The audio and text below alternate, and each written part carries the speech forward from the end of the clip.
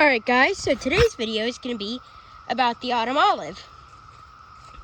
We're going to do a quick autumn olive update. I don't have much time, so today's video isn't going to be super long. But, yeah. So please be sure to watch this video till the end, and also please be sure to like this, subscribe, and turn on notifications. Be sure to put that down in the comments below saying that you did that for a shout out. And yeah. So let's get started. So we're just going in these woods here, just looking for the thicket. This is actually on the CBF property.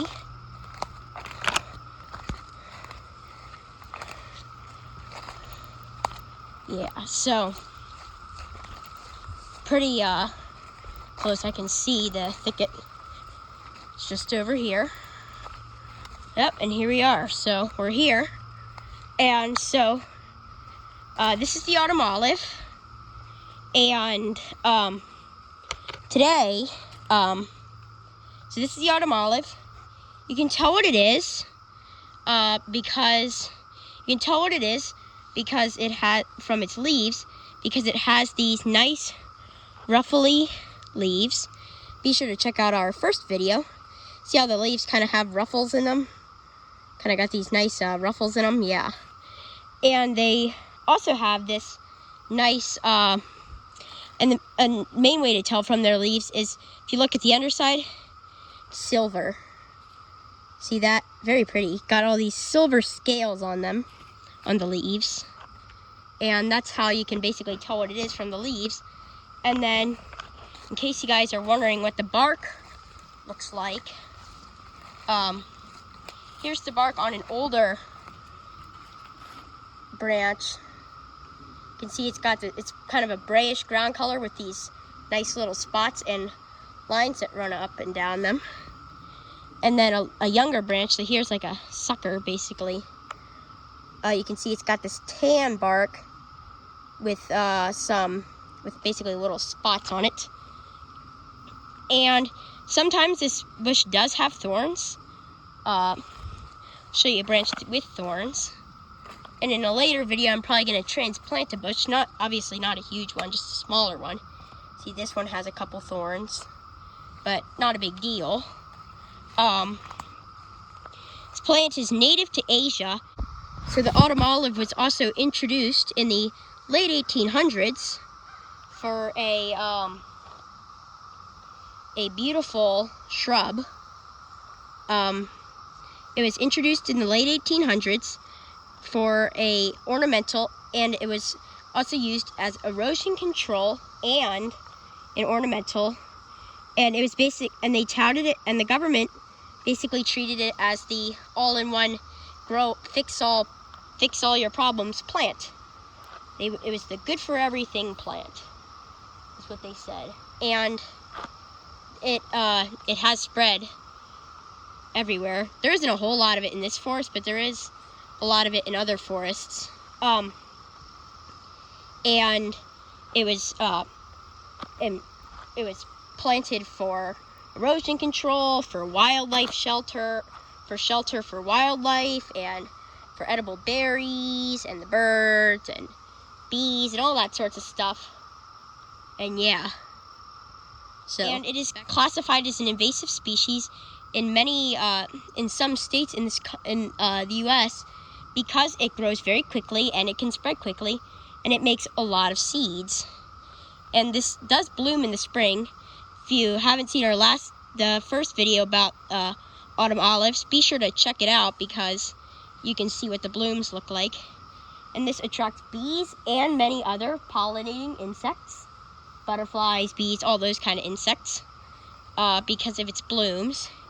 And it attracts many bird species for its berries, which are red, and they have silver spots on them, and they do have a pit inside them. This bush is currently doesn't have any ripe berries, but you can see it has these little buds here, which will turn into berries. And I really like this shrub. It's a shrub, it's a shrub / a small tree. So it's pretty tall. It gets to be like 20 feet tall, I think. Yeah, it gets to be around 20 feet tall, so pretty tall. But Yeah. It has these nice drooping branches. And it makes these nice fruits too, which are edible. Apparently they taste sweet. I haven't tried them yet because I only just found out about the edible berries. This is a nitrogen fixing shrub, which means that it will add nitrogen to the soil if there is not nitrogen already. So it's very good for that if you want to enrich your soil. And if you do plant this stuff, it's very pretty.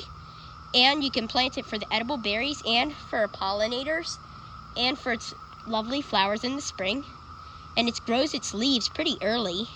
It's a very controversial plant because in some places it can overrun the forest because it grows so quickly, and it can shade out some other native species. As you can see, there isn't really much growing underneath it, but where there isn't autumn olives growing, you can see there's a lot more greenery. So yeah, and I definitely highly suggest growing this plant if you want to have pollinators, and if you want to have birds and bees and stuff, and if you want edible berries. And you can also use this to help, like, enhance your soil, and you can just use it for like a bush to, decorate your garden. And it's called the autumn olive because it makes its berries in the late summer and early autumn or fall. And people also call this I don't know if it's Japanese, but people also call this silverberry because its red berries have little silver spots on them, which is very pretty. And I absolutely love this bush. It's beautiful. Highly recommend this stuff, but because it is considered an invasive species in some places, if you do grow it, just make sure it's not like spreading all out of control.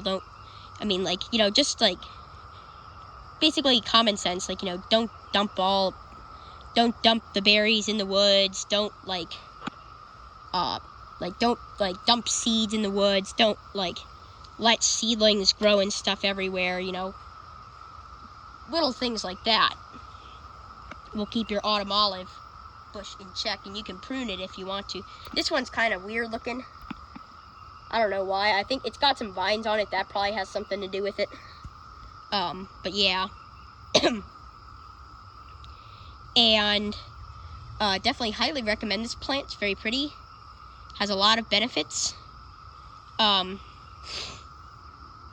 you can definitely use this in your garden. It's very pretty. And it does a lot for your soil. And for many animals, it does a lot too. It's very pretty. Absolutely love the leaves. It grows leaves very early. Probably be one of the first shrubs to do so in the springtime. And if you what else is there to tell about it? So yeah, the berries are very good. I've not had berries before, but I will try, and once these grow, we will do some foraging videos and stuff on this channel, so stay tuned. You can also use this bush for your landscaping and stuff like that, and it has very nice looking posture, and the leaves are pretty, so definitely highly recommend this. This definitely be an eye catcher in the garden, as it just has a beautiful the branches are nice and drooping, and the flowers are pretty in the springtime, and the berries are beautiful when they're red and ripe. So yeah, highly recommend this plant. In the next video, I'm probably going to transplant an autumn olive, so stay tuned for that too. And I'll show you blueberries. We have those growing here. And yeah, so this is the autumn olive, and that'll be about all for today's video. So once again, be sure to like, subscribe, and turn on notifications.